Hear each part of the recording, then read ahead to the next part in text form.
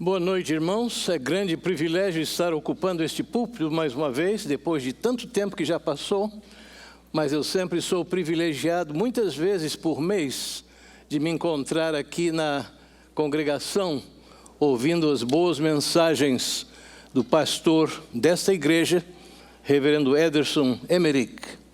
Eu creio que todos aqueles que o ouvem com frequência podem dar o seu testemunho, como o meu, de que somos sempre abençoados, porque ele é um fiel pregador da palavra, um muito efetivo pregador da palavra, e saímos daqui sempre cheios de tudo aquilo que Deus depositou em nossos corações através do que vem por este servo seu. Estamos muito alegres em estar aqui esta noite, eu especialmente pelo privilégio de ocupar este púlpito mais uma vez, depois de algum tempo que já passou. E semana passada, pastor Ederson e eu assistimos, ele menos do que eu, por causa das responsabilidades aqui, mas assistimos uma conferência anual na nossa igreja irmã, Spanish River, aqui na cidade de Boca Raton, para a qual representantes de várias nações do mundo, inclusive uma delegação muito bonita do Brasil, que vem quase que anualmente para essas conferências de plantadores de igrejas, ouvindo sobre novas ideias de como melhor nos aproximarmos daqueles que necessitam o Evangelho de Cristo e para que possamos conduzir a obra de Cristo de uma maneira bem boa, bem eficaz. De modo que foi grande bênção. Hoje de manhã eu tive o privilégio de pregar 2 vezes em inglês numa igreja americana e hoje à noite em português. Embora o meu português não seja tão bom como devia ser, porque a maioria dos irmãos aqui não sabem de que eu estou fora do Brasil já há 65 anos. Eu nasci em Recife, saí de lá, me dizem, com 20 dias de idade, rumo ao Rio de Janeiro, que naquele tempo era a capital do Brasil. E depois, ainda bem jovem, eu deixei o Brasil não sabendo quando voltaria ou se voltaria, mas Deus teve outros planos em me fazer permanecer aqui, tendo antes estudado também na Europa e 1 ano na República da África do Sul. De modo que Deus tem usado os dons e o preparo que Ele me proporcionou para expandir a causa do Evangelho, especialmente no preparo de obreiros para a obra de Cristo, outros pastores em vários seminários nos quais eu ensinei aqui nesse país. Eu gostaria de pedir desculpas pelo meu português não tão bom como devia ser, tendo nascido no Brasil, mas estando fora de lá por tanto tempo e falando somente inglês em casa, visto que eu sou casado com uma esposa da terra, americana, e meus 2 filhos agora adultos também nasceram aqui e não falam português. E os meus 2 únicos netos, já adolescentes, mais altos do que eu, também não falam o português. E por isso que eu me encontro muitas vezes aqui, não apenas para me deliciar com as mensagens tão boas do pastor Ederson, mas também para ter oportunidade de usar o português que eu ainda sei.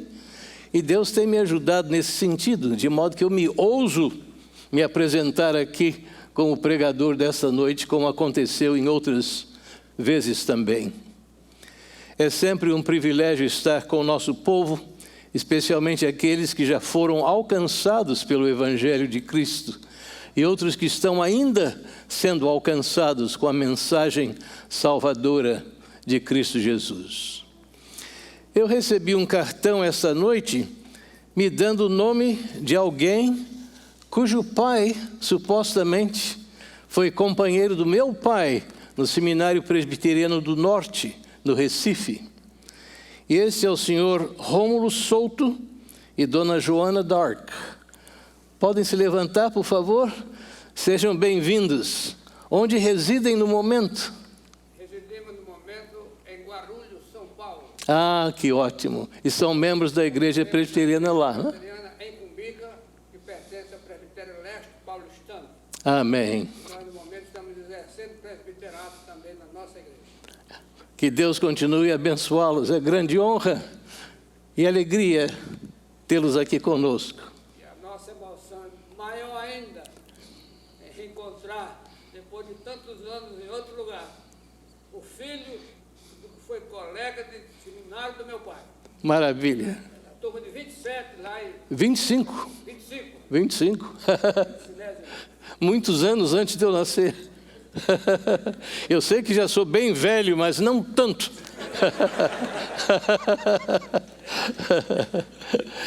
Como eu disse, essa semana nós tivemos o privilégio de assistir essa conferência na igreja Spanish River, que visa especialmente plantadores de igrejas.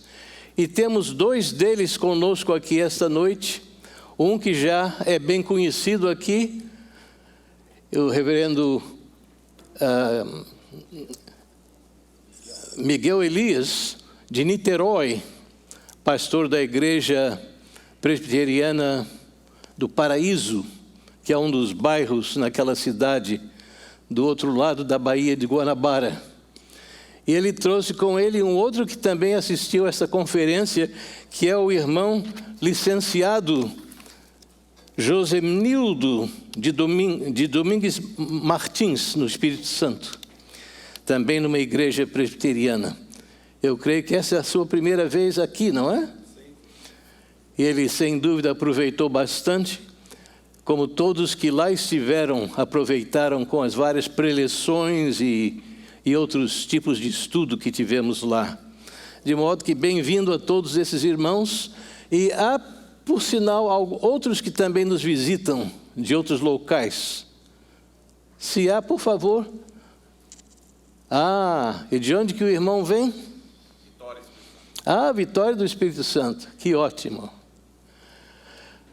Não muito tempo atrás, eu creio que umas 3 ou 4 semanas, uma das irmãs do pastor Ederson, que vem daquela região também, e que está retornando para o Brasil, se não me engano, amanhã, verdade? Já foi, que pena. Mas eu me alegro que enquanto ela estava aqui, ela preparou para mim e outros que estavam ao redor da mesa uma muqueca. Uma daquelas que nem Salomão, em toda a sua glória, jamais provou. Eu estou ansioso para vê-la de volta aqui. Pode ir lá em casa. Mas é longe demais.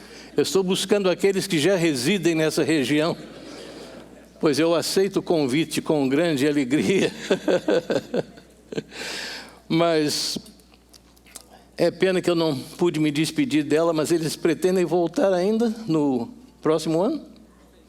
Que bom, espero que sim, espero que sim.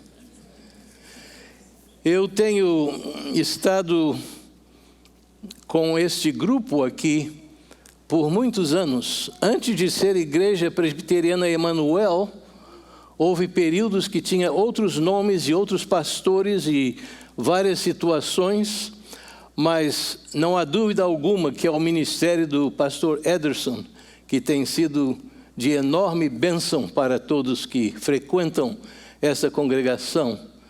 Ele é um excelente expositor da palavra de Deus, em quem todas as boas qualidades de qualquer pastor se encontram, porque ele está interessado na vida de cada membro, de cada visitante, de cada pessoa que se encontra neste local. Ele está para participar num evento em outro estado, de modo que ele me deu este privilégio de ocupar o púlpito esta noite.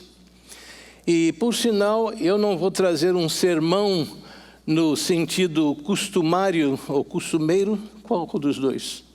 Costumeiro, de sermão, embora estejamos fundamentados na palavra de Deus. Muitas vezes é bom ter um estudo bíblico que não é propriamente classificado como um sermão, mas que é uma mensagem da palavra de Deus que nos ajuda a melhor entender os ensinamentos bíblicos e a nossa leitura da palavra de Deus quando nos aproximamos a tal palavra. Todos nós sabemos do grande ministério do apóstolo Paulo.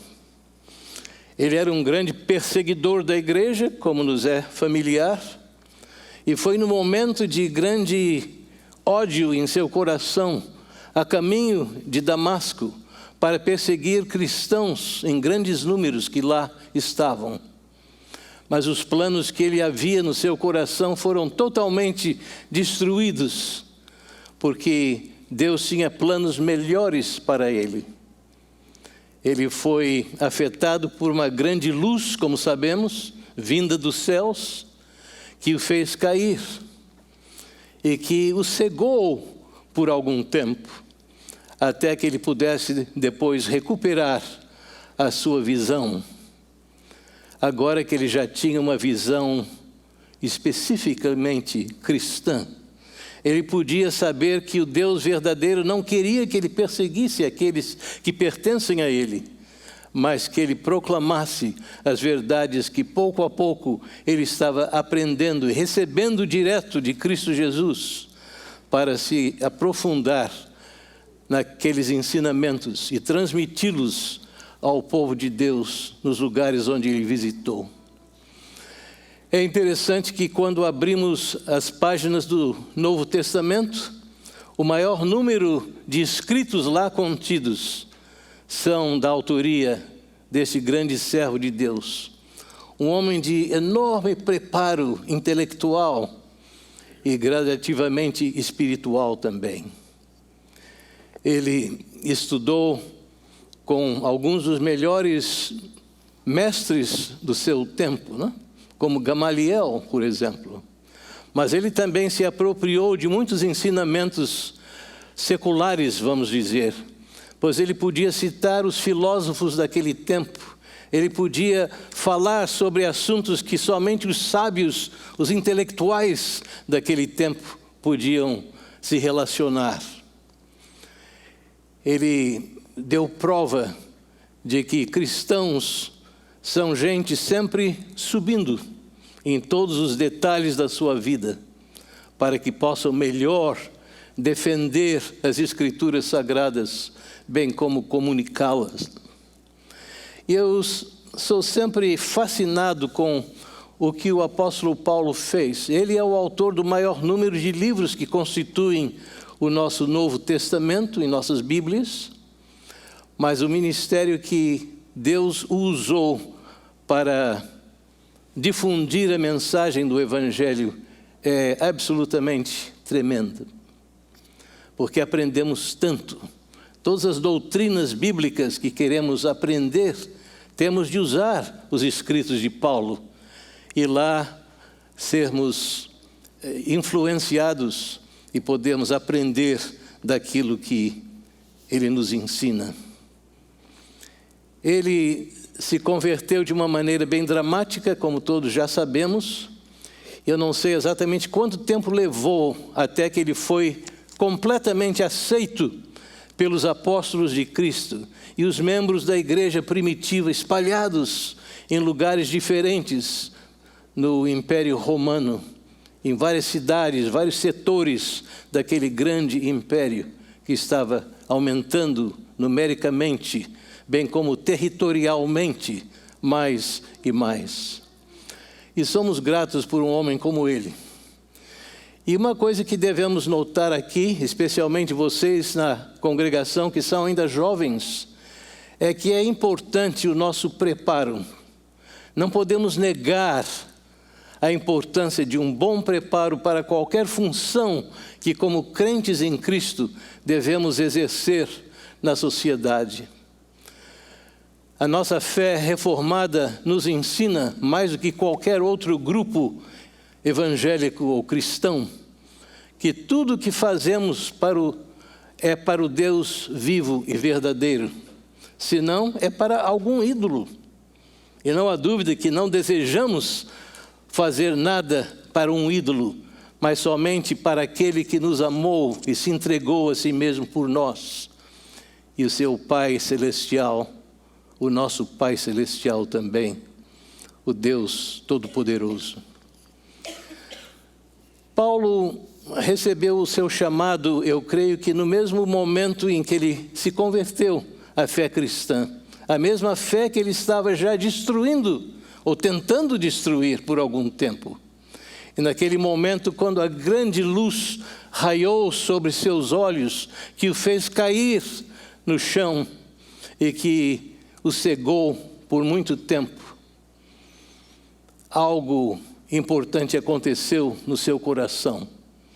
A sua conversão foi realmente dramática, mas no tempo oportuno, quando a suspeita de muitos dos crentes daquele tempo sobre Paulo, cuja fama era totalmente contrária àquela que ele agora apresentava, eles o aceitaram gradativamente como um deles, como um outro que também expressava os mesmos sentimentos que Deus havia já posto no coração de cada um deles. E nós somos gratos ao apóstolo Paulo pelo grande número de escritos que ele nos legou, que constituem a maioria dos escritos do Novo Testamento, as várias cartas que ele enviou a igrejas que ele havia fundado ou outras igrejas que ele não fundou propriamente, mas cuja influência do seu ministério era de grande impacto também. Eu quero, de certo modo, notar aqui, como eu disse, isso não é um sermão no sentido costumeiro, mas é algo que vem da palavra de Deus, que traz o mesmo efeito em nossas vidas, que nos inspira também, mas algo que nos traz um esboço, vamos dizer, dos lugares onde Paulo se encontrou, trazendo concretamente aquilo que Deus havia posto em seu coração para que outros se convertessem, para que novas igrejas fossem estabelecidas e assim por diante. Eu não sei exatamente quanto tempo levou do momento da conversão de Paulo até que o seu ministério começou. Mas não há dúvida alguma, como todos nós verificamos através do estudo do Novo Testamento, que foi algo bem eficaz, algo de grande proveito para a causa de Cristo. A despeito das dificuldades pelas quais o apóstolo Paulo passou, as perseguições que ele mesmo teve de sofrer por ser um representante tão digno do seu Cristo, do seu Salvador pessoal e do Deus vivo e verdadeiro, o Pai do nosso Senhor e Salvador Jesus. Muitas das igrejas às quais ele está escrevendo as várias epístolas contidas no nosso Novo Testamento foram fundadas por ele, mas algumas não. Um exemplo é que a igreja de Colossos não foi fundada pelo apóstolo Paulo, mas foi através da sua influência em Éfeso, aquela grande metrópole de tempos antigos, onde um grande templo à deusa Diana se encontrava. E imagens daquela deusa eram vendidos. Imagens do próprio templo majestoso também eram objeto de souvenirs que turistas naquela região compravam e levavam para os seus lugares. Paulo passou um bom tempo em Éfeso e foi devido àqueles que foram convertidos em Éfeso que a igreja de Colosse foi organizada, não diretamente pelo apóstolo Paulo, mas indiretamente pelo que ele havia feito em outra capital, em outra cidade. No livro de Atos, qualquer um que leia o livro na sua inteireza, vamos notar a palavra diariamente que se encontra lá. Essa era a prática dos crentes primitivos. Nós, muitas vezes, achamos dificuldade em vir à casa de Deus uma vez por semana, no domingo. Mas naquele tempo, apesar das dificuldades e das perseguições que eram tão enormes e tão variadas também, o povo de Deus se encontrava na casa de Deus, em comunhão uns com os outros, diariamente. E por isso, apesar dos obstáculos que eles encontraram, as perseguições que eram tão terríveis, a igreja continuou a crescer e se espalhar, porque cada novo crente em Cristo reconhecia a sua responsabilidade individual de trazer a mesma mensagem a outros amigos, vizinhos e até em lugares mais distantes para onde eles deviam caminhar, para que outros povos, outros indivíduos, outras nações pudessem também reconhecer que não há salvação senão em Cristo Jesus, o Filho de Deus, o nosso único e verdadeiro Salvador. Temos que seguir aqueles exemplos. Infelizmente, chegamos a um estágio na nossa vida cristã em que tudo parece ser mais do que podemos realizar. Se a igreja marca mais uma reunião, muita gente responde com insatisfação. Mais uma reunião, mais uma noite para ir à igreja. Mas isso não é nada comparado às vantagens que hoje gozamos nesse mundo ocidental, ao que os crentes primitivos tiveram de enfrentar com as perseguições que nunca cessavam, mas que estavam sempre presentes na vida daqueles que haviam se alinhado com o Filho de Deus, o nosso Salvador. Notamos que a certo ponto em sua obra, juntamente com seus companheiros na pregação do Evangelho, o apóstolo Paulo estava num lugar que necessitava muito a mensagem de Cristo, quando ele recebeu uma visão de um homem da Macedônia, que era uma província já no que hoje é o continente da Europa. E como sabemos, como lemos no capítulo 16 e versículo 9, deixa eu ler especificamente o que nos diz aquele texto. À noite sobreveio a Paulo uma visão na qual um varão macedônio estava em pé e lhe rogava, dizendo: passa a Macedônia e ajuda-nos. Assim que teve a visão, imediatamente procuramos partir para aquele destino, concluindo que Deus nos havia chamado para lhes anunciar o Evangelho. Coisa maravilhosa. Ele não teve dúvida alguma de que Deus estava com um propósito bem especial em tirá-los de um lugar onde estavam fazendo a mesma obra e seguir para um local onde talvez pudessem alcançar ainda mais.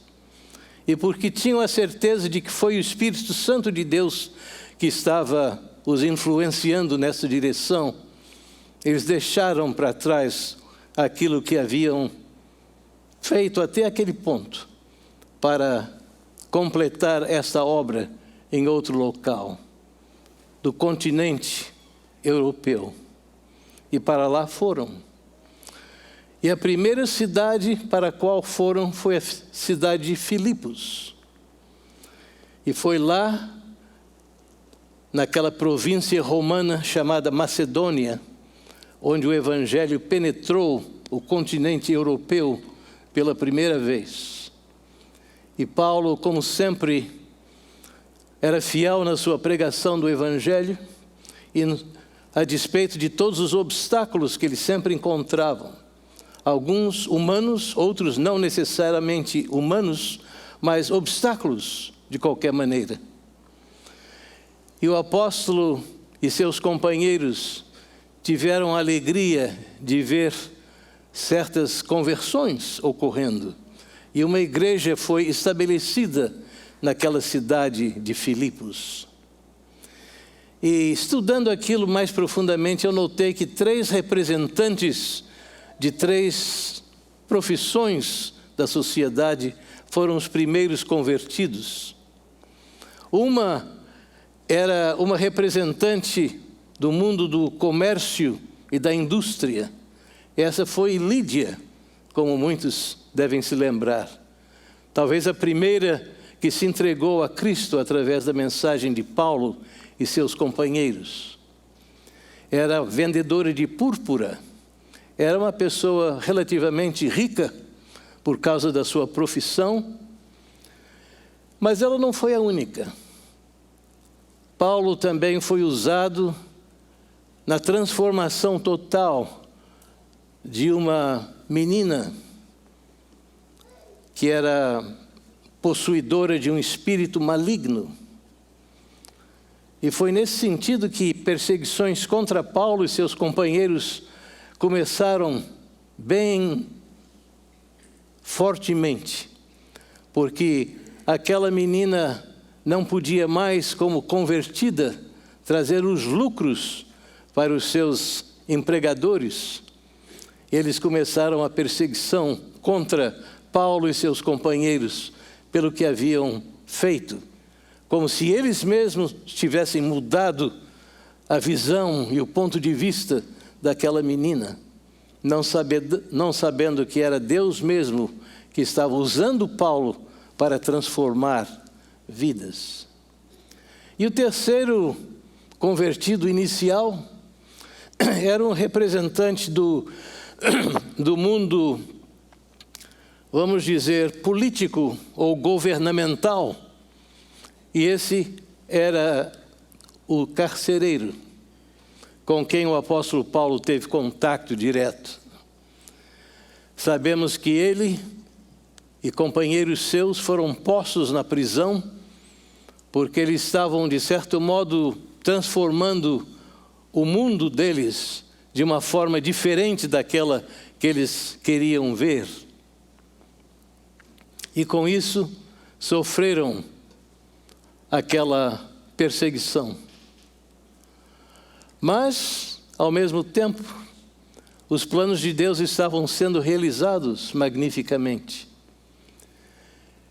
E o carcereiro chegou a um ponto que dava toda a sua atenção àqueles 2 prisioneiros preferidos, talvez os mais importantes na cadeia que ele dirigia, Paulo e aqueles que estavam com ele. Mas Deus tinha outros planos. Como nos lembramos do que lemos nas Escrituras, no texto de Atos dos Apóstolos, houve um grande terremoto naquela região, de modo que aquilo que segurava os prisioneiros escapou. E a maioria deles saíram correndo daquela prisão. Mas o apóstolo Paulo e seus companheiros permaneceram lá, cantando hinos de louvor a Deus. E isso grandemente impressionou ao povo responsável por aquela prisão. O carcereiro ia se suicidar, mas quando ouviu os cânticos de Paulo e seus companheiros, e Paulo também ouviu o que ele falava em alta voz que queria fazer, disseram: não faça isso para ti, não deixe que isso te aconteça, nós estamos aqui, estamos obedecendo às ordens que foram impostas sobre nós. Isto transformou o carcereiro de tal modo, porque ele já havia ouvido muito do evangelho pregado por estes prisioneiros. A sua mente já estava ciente do que o evangelho de Cristo significa. Ele não tinha ainda aceito Cristo Jesus como Salvador. Mas naquele momento, impressionado pelo fato de que estavam ainda lá presentes, eles disseram: o que devo eu fazer para herdar a vida eterna? E Paulo e seus companheiros disseram: crede no Senhor Jesus Cristo e serás salvo, tu e a tua casa. Este foi um outro novo convertido, um outro novo membro da igreja que foi constituída na cidade de Filipos, em território europeu. Que maravilha, como Deus opera em circunstâncias que a gente nunca pode pensar. O que era impossível se sucedeu de uma maneira magnífica. E esses 3 representantes de várias profissões foram os primeiros convertidos, mas outros se ajuntaram a eles também e constituíram aquela igreja na cidade de Filipos. E sem dúvida nós podemos notar o mesmo acontecendo em várias outras áreas, porque Paulo não permaneceu em Filipos, mas continuou a sua viagem em outros setores da Macedônia, para a qual ele havia sido chamado e convocado para pregar o Evangelho de Cristo. De modo que de Filipos ele foi para uma cidade não muito distante, a cidade de Tessalônica, para a qual depois ele escreveu 2 epístolas que temos em nossos Novos Testamentos. E lá ele proclamou o mesmo Cristo como o único e verdadeiro Salvador. Ele tentou dar para os tessalonicenses um sistema teológico em tudo que ele os ensinava. Mas de repente, por causa de um riot, um alvoroço que aconteceu lá, eles tiveram de abandonar aquela cidade. E aqueles que haviam ouvido o apóstolo Paulo ficaram um pouco confusos a respeito de um assunto ao qual ele estava chegando, mas que não pôde expandir e concluir eficazmente. E isso se relaciona à segunda vinda de Cristo. E por não compreenderem os detalhes que Paulo e seus companheiros não tiveram tempo para apresentar, muitos começaram a pensar que se Cristo vem a qualquer momento, então vamos vender os nossos negócios, vamos esperá-lo, talvez a próxima nuvem o esteja trazendo para nós. E com essa atitude errônea, eles tiveram e causaram também muitos problemas. E o apóstolo Paulo, escrevendo as suas 2 cartas aos Tessalonicenses, abrange esse assunto de uma maneira bem clara também.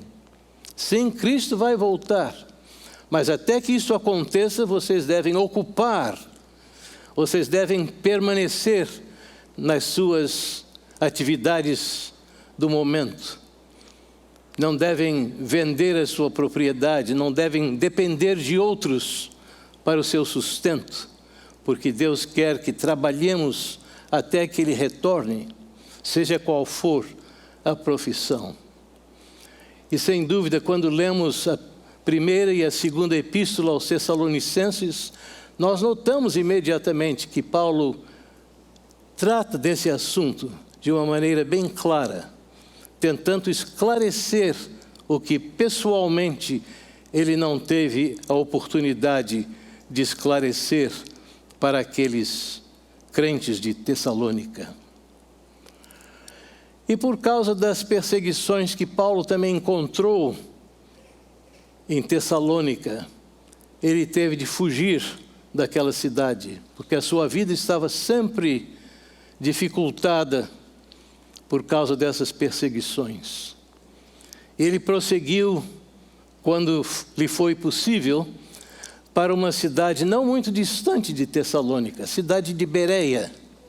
E lá ele pregou o Evangelho com a mesma força, com o mesmo entendimento, com a mesma clareza que sempre era costumária a ele.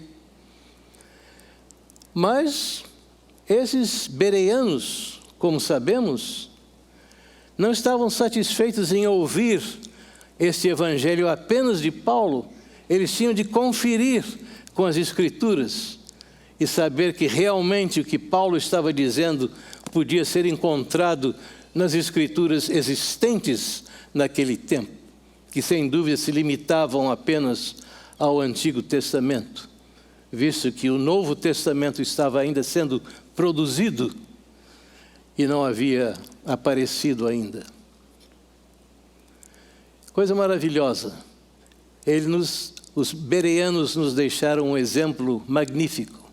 Nós também temos de estudar a palavra de Deus e conferir o que estamos ouvindo de qualquer púlpito, se isto realmente se origina na palavra de Deus, se isto realmente é uma expressão da Bíblia Sagrada, para que possamos crescer no nosso conhecimento de Cristo e tudo mais que Deus revelou a nós.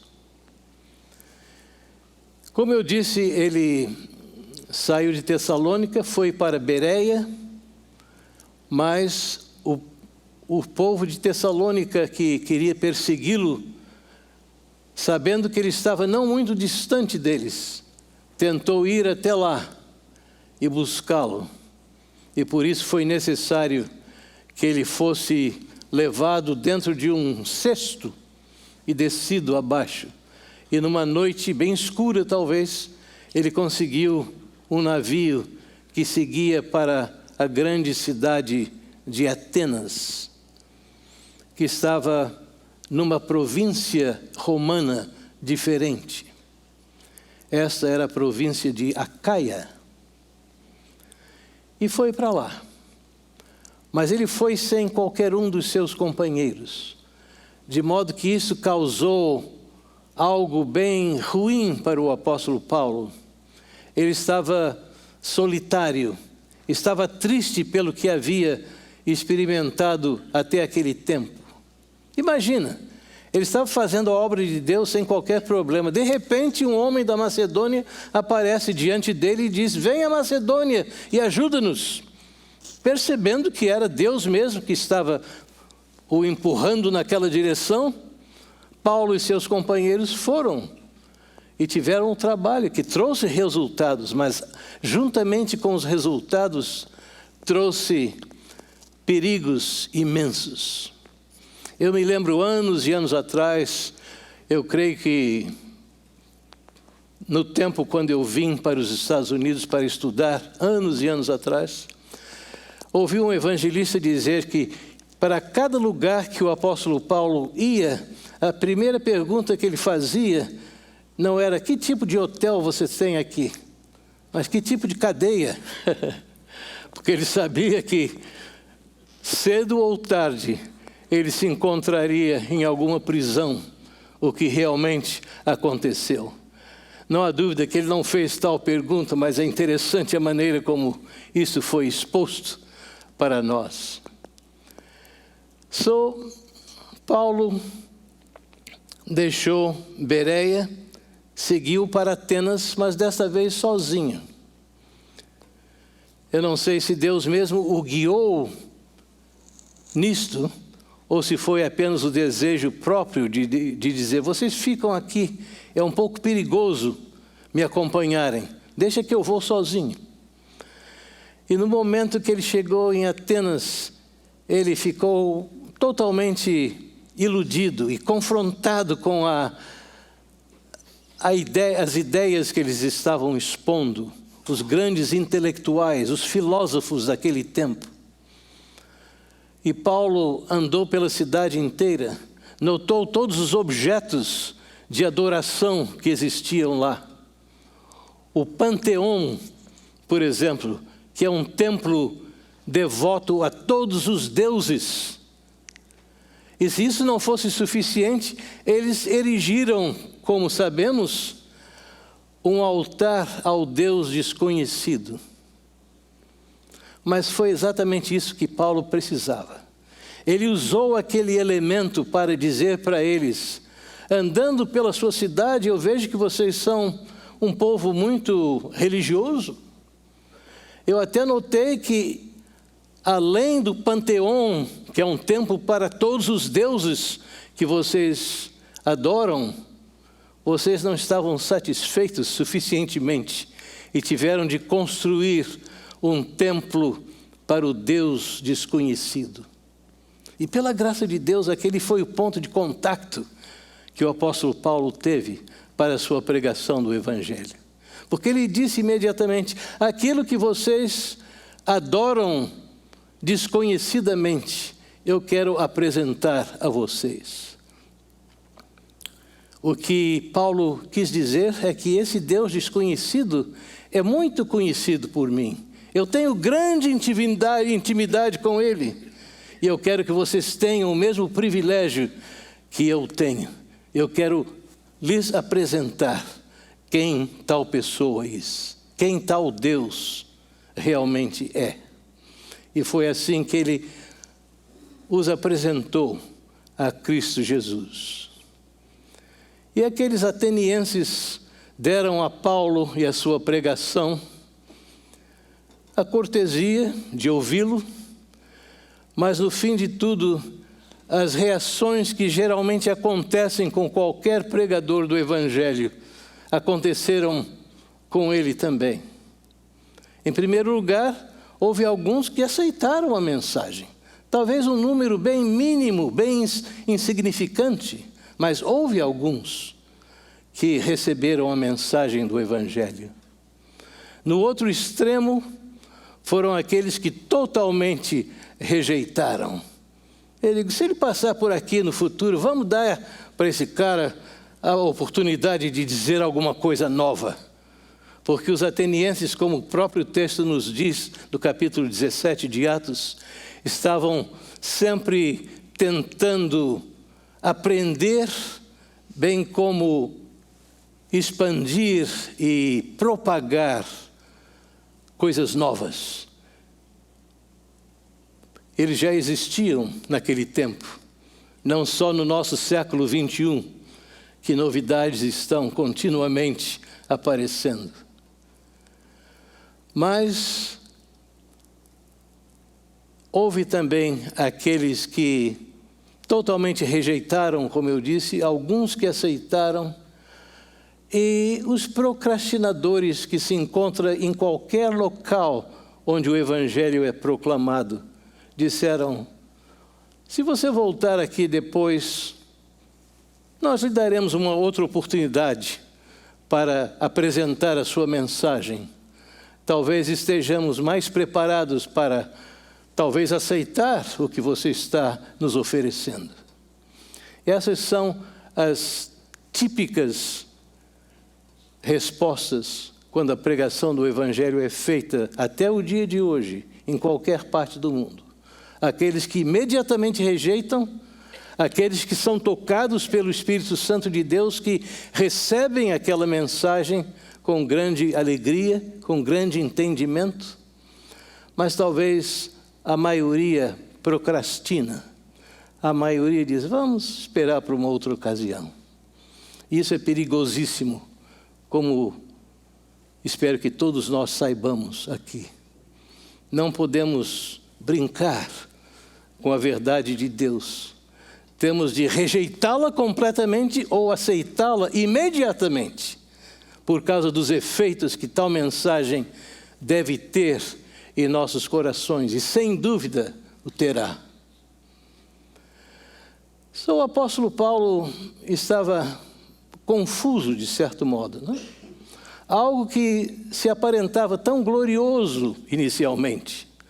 Aquele homem da Macedônia, talvez um anjo de Deus, dizendo: venha Macedônia e ajuda-nos. E ele percebeu que era realmente de Deus e começou a sua jornada naquela direção, deixando por trás o ministério que já estava sendo de grande realização, para responder ao novo chamado de Deus. Mas o que acontece? No primeiro lugar que ele chega, ele se encontra na prisão. Filipos. Quando ele prossegue para Tessalônica, a sua vida está sendo atacada. Morte era uma possibilidade tremenda na vida de Paulo e seus companheiros, de modo que ele teve de tomar cuidado tremendo. Por isso que ele fugiu de lá o mais cedo possível, da melhor maneira possível. E depois o mesmo aconteceu em Bereia. Embora tivesse havido uma boa aceitação da mensagem, ao ponto de que eles conferiam com as Escrituras o que estavam ouvindo, para determinar que era realmente das Escrituras, e não apenas palpites que o apóstolo Paulo estava apresentando. Triste, triste demais. E no próximo local, Atenas, lá foi talvez um dos mais tristes. Em primeiro lugar, porque ele estava sozinho.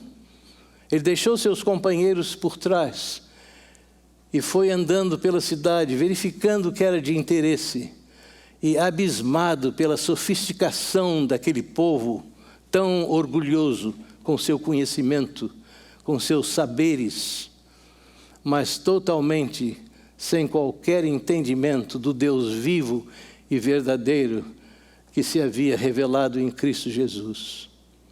E a pregação de Paulo lá não foi tão efetiva como diríamos. Ele não teve os resultados que poderia ter tido. Eles apenas procrastinaram. Disseram, na próxima vez, vamos ouvir de você. E finalmente, quando ele deixou a cidade de Atenas, que era da província romana de Acaia, ele foi para uma outra cidade não muito distante,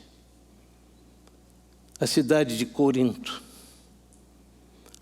Naqueles tempos, o nome Corinto já representava uma variedade das coisas mais terríveis que podiam acontecer a um ser humano.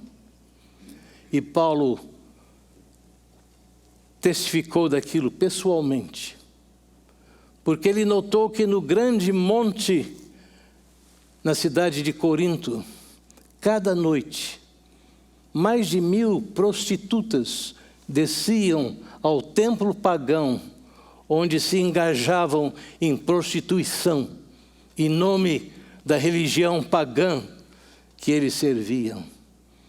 Naquele tempo, naquele ponto, o apóstolo Paulo se ficou desencorajado, especialmente estando ainda sozinho, não podendo aguentar a angústia de tudo que ele observava. E foi por isso que, eventualmente, embora uma igreja tivesse sido organizada, mas uma igreja muito complicada, o doutor Nicodemos, que todos nós conhecemos bem por causa de suas várias visitas a nós, escreveu um livro sobre o ministério de Paulo aos Coríntios, que ele intitulou Uma Igreja Complicada, que realmente era complicada em todos os sentidos. Mas o apóstolo Paulo, sozinho como estava, tão triste pelo que notou, embora em seu coração ele estava ainda totalmente convencido de que ele mesmo era apenas o canal através do qual a mensagem do Evangelho seria disseminada, porque a obra é feita não pelo homem, não pelo ser humano, mas por Cristo Jesus, através da operação do Santo Espírito de Deus. É interessante que quando Paulo, mesmo tendo conseguido organizar uma congregação em Corinto, apesar das condições tão ruins que ele encontrou lá, ele fez aqueles coríntios se lembrarem do tempo quando ele estava com eles pela primeira vez. Ele diz, num dos primeiros capítulos de 1 Coríntios, os irmãos devem se lembrar que quando eu apareci perante vocês, eu estava totalmente arrasado, totalmente destruído emocionalmente, por causa das experiências que precederam e mais ainda por tudo aquilo que eu contemplei entre vocês, corintianos. E talvez por causa dos problemas que eles trouxeram, dos quais nem completamente se livraram, aquela igreja se tornou realmente uma igreja complicada, que recebeu 2 cartas do apóstolo Paulo, que eram mais umas chicotadas que ele dava àqueles cristãos de Corinto, por causa da maneira como viviam, já sabedores do evangelho transformador de Cristo, mas que não estavam praticando aquilo que era necessário para que os frutos do Espírito pudessem ser manifestados mais concretamente na vida deles. Mas a obra de Deus continua até hoje. Estamos enfrentando dias muito semelhantes àqueles que Paulo encontrou, especialmente em Corinto, com toda a imoralidade que nos cerca neste mundo, especialmente na nossa sociedade do Oeste. Mas Deus está no controle de tudo. Deus pode ainda mudar corações que nesse momento achamos ser totalmente impossível, mas sem dúvida Ele somente tem aquele poder. Quando aqueles servos que Ele escolhe para apresentar essa mensagem salvadora do Evangelho se dedicam totalmente e têm a ideia totalmente firme em seus corações de que o que vemos agora não é necessariamente aquilo que será amanhã, porque Deus é capaz de transformar essas vidas de tal maneira que muitos desses serão servos fiéis de Jesus Cristo, apresentando o seu Evangelho, proclamando as verdades salvadoras deste mesmo Evangelho. Eu tenho certeza de que antes do retorno de Cristo, que talvez não seja tão próximo como muitos pensam que seja, está tudo nas mãos de Deus, nos planos de Deus, mas até lá, eu creio que muitos outros que vemos hoje em Hollywood ou em postos políticos, gente de certa proeminência, embora muito duvidosa, devido às atitudes que tomam e o estilo de vida que adotaram, podem ser entre aqueles eleitos de Deus, que Deus vai ainda transformar de tal maneira que eles possam ser novos representantes de Cristo Jesus, o nosso Salvador. Isso, irmãos, para concluir esta meditação, é o que Deus espera de cada um de nós, que já aceitamos não a mensagem, mas o próprio Cristo, o Salvador da raça humana. Ele deseja que possamos manifestar em nossas vidas aquilo que Ele é para outros que ainda desconhecem esta mesma mensagem. Não vamos esperar até que algo específico e especial aconteça, porque diariamente, como era o caso dos cristãos primitivos, que nós devemos também atuar neste mundo, proclamando as verdades das Escrituras, fazendo outros crerem que não há salvação em nenhum outro, senão em Jesus Cristo, o Filho de Deus, o nosso Salvador amado. Não é algo impossível para qualquer um de nós. Não é necessário ser um formando de um seminário teológico ou de um instituto bíblico, de um Bible College. Apenas o fato de que somos crentes em Cristo Jesus, que continuamos a estudar as Escrituras Sagradas e receberemos sempre o ungido do Santo Espírito de Deus para proclamarmos essas verdades. Porque não é o que dizemos que vai converter qualquer indivíduo, mas é aquilo que falamos que é ungido pelo Espírito de Deus para transformar vidas, para trazer aqueles que estão distantes do Salvador aos seus pés, como novos, remidos em Cristo Jesus. Essa é uma ênfase que o nosso pastor, reverendo Ederson, traz com grande frequência e tão eficazmente, que precisamos dar mais e mais atenção, porque não há dúvida de que este mundo está tão necessitado, talvez ainda mais, por causa do maior número de pessoas existentes neste mundo, que precisam ouvir a mensagem, ter algo para examinar e então se dar completamente a Cristo Jesus, o Salvador da humanidade.